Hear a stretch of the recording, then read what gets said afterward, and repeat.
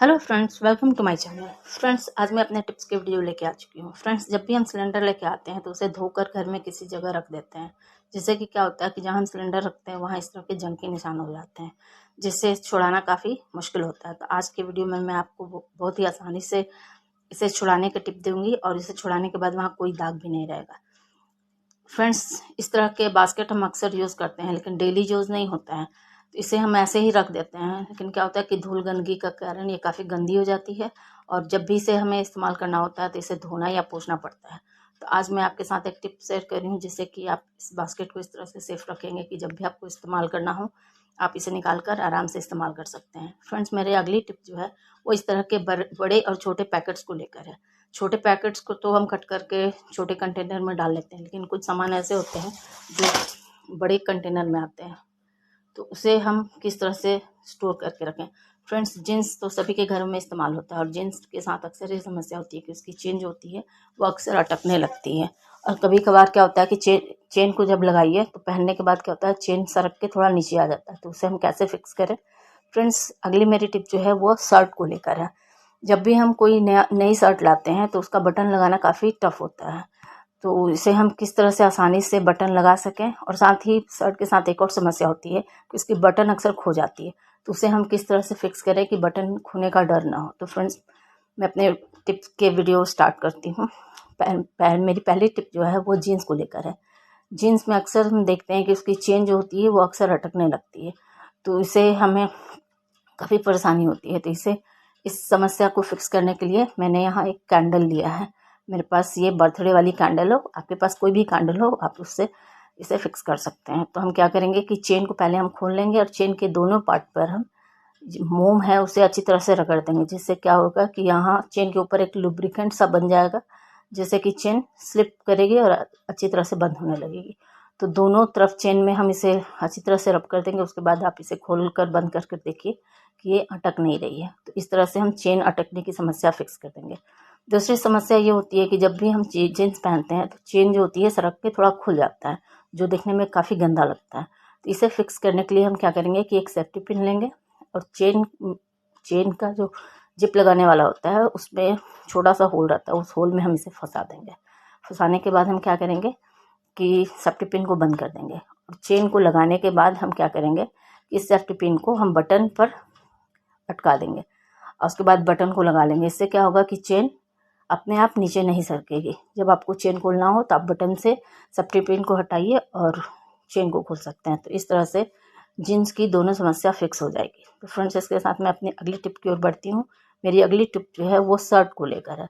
Friends, shirt के साथ एक समस्या हमेशा आती है कि जब भी हम शर्ट नहीं लाते हैं तो उसका जो बटन होता है वो काफ़ी टाइट लगता है, काज में जल्दी घुसता नहीं है, जिससे कि हमें नई शर्ट पहनने में काफ़ी परेशानी होती है। तो आज मैं आपके साथ एक टिप शेयर कर रही हूँ। उसके लिए मैंने यहाँ एक सेफ्टी पिन लिया है और उसे हम काज के अंदर इस तरह से डाल देंगे। अब काज में डालने के बाद हम क्या करेंगे कि सेफ्टी पिन में बटन को फंसा लेंगे और उसके बाद बटन को हम खींचेंगे और वो काफ़ी आसानी से बाहर आ जाएगी। तो फ्रेंड्स, देखिए मैं यहाँ 2 से 3 बटन को इसमें डाल के दिखा दे रही हूँ कि सेफ्टी पिन में डालकर काज से जब हम बटन को खींचते हैं तो काफ़ी आसानी से बटन लग जाती है। तो इस तरह से आप नई शर्ट के बटन को काफ़ी आसानी से लगा सकते हैं। फ्रेंड्स, शर्ट में दूसरी समस्या ये होती है कि शर्ट की अगर मैचिंग बटन खो जाए तो आप दूसरे बटन लगाते हैं तो वो अच्छी भी नहीं लगती है और वैसे में आपको सारे के सारे बटन चेंज करने पड़ते हैं। तो मैं आपके साथ एक टिप शेयर कर रही हूँ जिससे कि आप अपने इस प्रॉब्लम को भी फिक्स कर सकते हैं। तो सबसे पहले हम क्या करेंगे कि शर्ट के सारे बटन को खोल देंगे और बटन वाले साइड को जो है हम नेल पेंट से फिक्स करेंगे। तो मैंने यहाँ ट्रांसपेरेंट नेल पेंट लिया है। ट्रांसपेरेंट नेल पेंट सभी कलर के शर्ट पे चल जाती है। अगर आपके पास ट्रांसपेरेंट नेल पेंट ना हो तो कोई भी लाइट कलर की ले, लेकिन ट्रांसपेरेंट नेल पेंट ज़्यादा अच्छी रहती है क्योंकि उसका कोई कलर आता नहीं है। इसके बाद हम क्या करेंगे, शर्ट के बटन वाले पार्ट को इस तरह से हम बिछा देंगे और जहाँ जहाँ शर्ट का बटन टका हुआ है उस जगह हम नेल पेंट को थोड़ा थोड़ा लगा देंगे और इसे हम अच्छी तरह से सूखने देंगे। इससे क्या होगा कि धागे जो है वो फिक्स हो जाएंगे और जल्दी टूट कर निकलेंगे नहीं। दूसरा ये तरीका है कि रेडीमेड शर्ट लाने के बाद आप बटन को मैचिंग धागे से एक बार खुद से टाँक लें, क्योंकि रेडीमेड शर्ट में क्या होता है कि बटन उतने अच्छे से टके नहीं रहते हैं, जिसके कारण उसके धागे लूज होकर निकल जाते हैं। तो ये 2 तरीके से आप अपने शर्ट के बटन को फिक्स कर सकते हैं, जिससे कि आपके बटन खोने की कोई डर नहीं रहेगी। आई होप आपको टिप पसंद आएंगे। फ्रेंड्स, आपको अगर मेरे टिप पसंद आते हो तो मेरे वीडियो को लाइक करें, शेयर करें और मेरे चैनल को भी सब्सक्राइब कर लें। इसी के साथ मैं अपने अगले टिप की ओर बढ़ती हूँ।